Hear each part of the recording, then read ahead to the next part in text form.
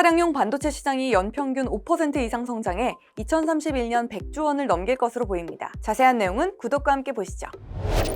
시장 조사업체 베리파이드 마켓 리서치에 따르면 글로벌 차량용 반도체 시장은 2024년 548억 5천만 달러에서 2031년 828억 2천만 달러로 연평균 5.83% 성장할 전망입니다. 이 성장 배경은 바로 자율주행차와 전기차 보급, 차량에서 발생하는 방대한 양의 데이터를 처리하려면 고성능 반도체가 필요하죠. 내연기관차 한 대에 필요한 반도체 수가 600개에서 700개라면 전기차는 1600개, 자율주행차는 3000개가 넘습니다. IoT 기술의 적용도 반도체 수요 증가의 원인인데요. 센서와 각종 통신기기 등을 연결해 원격 제어와 진단, 위험 경고와 교통정보 제공 등이 가능한 커넥티드카 니즈가 커지면서 반도체 수요가 견조합니다. 차량용 반도체 시장이 커지면서 인피니언과 NXP 등 글로벌 기업들이 호재를 누릴 것으로 보이는데요. 자세한 내용 조태현 기자가 정리했습니다.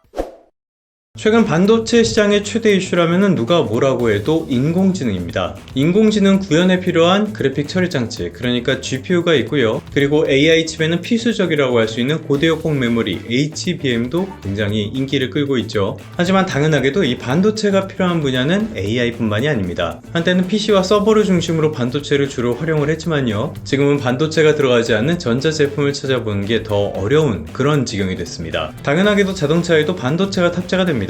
최근에는 사용처가 더 많이 늘어나고 있습니다. 여기에 보시는 대로 전기차 그리고 자율주행차의 보급이 확대되고 있기 때문이죠. 내연기관 차량 한 대에는 반도체가 한 600에서 700개 정도 들어간다고 하는데요. 전기차는 1600개, 자율주행차는 3000개가 넘는다고 합니다. 왜 이렇게 반도체가 많이 필요할까요? 예를 들어서 자율주행차를 보자면요. 지금처럼 운전자가 반드시 운전석에 앉아서 어느 정도 제어를 해줘야 되는 그 정도의 시스템이라고 하더라도요. 수많은 센서들이 들어가게 됐고요. 그리고 방대한 양의 데이터를 처리하는 그런 용도도 필요합니다. 여기에다가 각종 통신기기들과 연결을 하려고 해도 반도체가 필요하기 때문에 앞으로 반도체의 쓰임새는 자동차에서 더 커질 수밖에 없다고 봅니다. 지금은 전기차의 성장세가 다소 주춤하고요. 그리고 자율주행차도 개발 속도가 다소 더디긴 한데요. 어찌됐건 꾸준히 개발과 그리고 발전을 반복할 영역이라고 봐야 하겠죠. 그런 측면에서 봤을 때는 차량용 반도체 역시 고성장을 이어갈 것으로 보입니다. 여기에 나온 것처럼 차량용 반도체 시장 연평균 5% 이상 성장해서 2031년에 100조 원을 넘길 것으로 예상이 된다는 거예요. 굉장히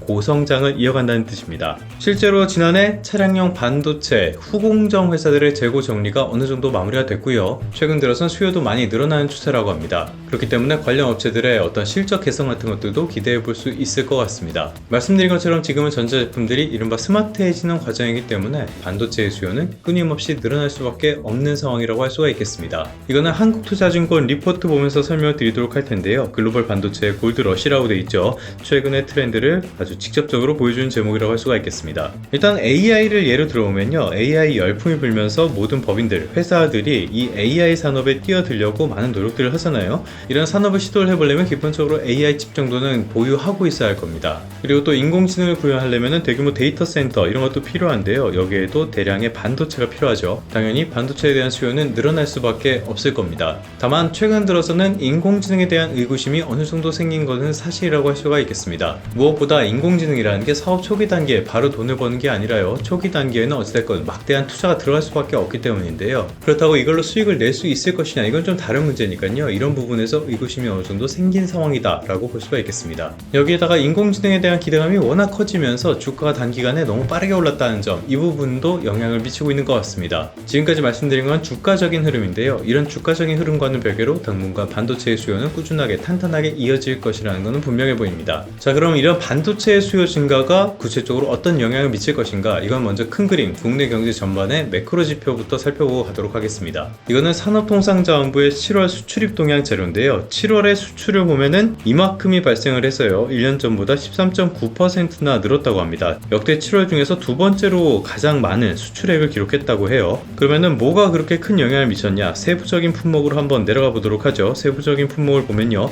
반도체가 역시 50.4%나 급증하면서 굉장히 큰 영향을 미쳤습니다. 증가폭만 봤을 때는 더 큰 부분들도 있긴 한데요. 이런 것들은 금액이 상대적으로 작기 때문에요. 전체에서 미친 영향은 반도체에 비할 바가 안 된다고 할 수가 있겠죠. 반도체의 규모가 워낙 압도적이다 보니까요. 전체 수출액에서 반도체가 차지하는 비중은 20%에 육박했습니다. 사실 우리나라에는 이렇게 많은 산업들이 있고요. 다른 산업들도 경쟁력을 갖추고 있지만요. 아주 극단적으로 표현했을 때는 기본적으로 반도체의 나라라고 봐도 무방할 정도의 그런 그런 영향력이라고 할 수가 있겠습니다. 다들 잘 아시는 것처럼 국내 반도체 기업들이 가진 경쟁력은 메모리 반도체 쪽에 있죠. 메모리 반도체는 기본적으로 데이터를 저장하는 장치다 보니까요. 전반적인 반도체 수요가 증가할 때라든지 아니면 새로운 산업이 등장했을 때, 이럴 때 자연스럽게 같이 증가할 수밖에 없는 품목입니다. 이런 측면에서 최근 반도체 시장의 흐름은 거시 경제라는 측면에서는요, 경기 반등을 이끄는 대단히 중요한 요소가 되고 있다고 할 수가 있겠습니다. 그렇다면 개별 기업의 실적에는 어떤 영향을 미치게 될까요? 국내에는 여러 반도체 기업들이 있는데요. 대표적인 기업이 삼성전자이기도 하고요. 이 삼성전자의 실적, 이런 것들이 결국엔 산업 전반의 흐름을 대표하는 게 삼성전자의 실적이라고 할 수가 있으니까요. 삼성전자 관련된 리포트를 보도록 하겠습니다. 이거는 신영증권 리포트인데요. 사실 반도체의 수요가 늘어나는데 그게 기업 실적에 부정적인 영향을 미칠 리가 없겠죠. 당연히 실적은 좋아지게 될 겁니다. 실제로 지난 2분기 실적, 다들 잘 아시는 것처럼 굉장히 좋은 실적을 달성을 했는데요. 그 대부분이